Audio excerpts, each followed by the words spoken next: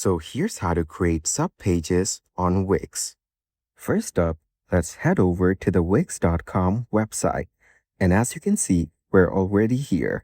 Now, click on Login or Get Started on the top right corner. And once you're logged in, this will be your dashboard. From here, click on Edit Site on the top right. After that, you'll be taken to the Wix website editor page. So give it some time to load up. Go over to the left panel and click on Pages and Menu. After that, from the options that appear, click on Add Page. Over here on the left side, you will get to see different page types. Select the one that you want and choose a template from here. And as you can see, your new page is now being added. So click on Done on your new page on the left side. Now to add a subpage for this page, let's click on Add Menu Item from the bottom.